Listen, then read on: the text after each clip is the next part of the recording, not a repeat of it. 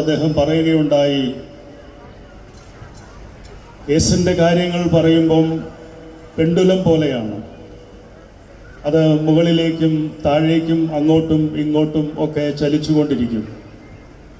നമുക്കൊന്നും പൂർണ്ണമായി പ്രെഡിക്റ്റ് ചെയ്യാനായിട്ട് സാധിക്കുകയില്ല.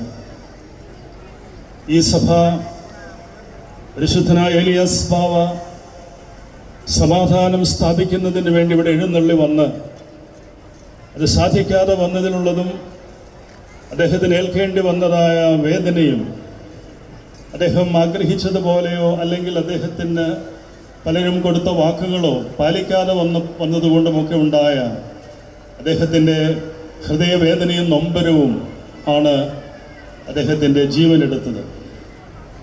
അത്രമേൽ സമാധാനത്തിന് വേണ്ടി സ്വന്തം ജീവൻ പോലും മറുവിലയായി കൊടുക്കുവാൻ സന്നദ്ധനായിട്ടാണ് പരിശുദ്ധ ബാവ മലങ്കരയിലേക്ക് എഴുന്നള്ളി വന്നത്. നമുക്കറിയാം, സഹോദരന് വേണ്ടി ജീവനെ കൊടുക്കുന്നതിനേക്കാൾ വലുതായിട്ടുള്ള സ്നേഹമില്ല എന്ന് നമ്മുടെ കർത്താവ് നമ്മെ പഠിപ്പിക്കുന്നു.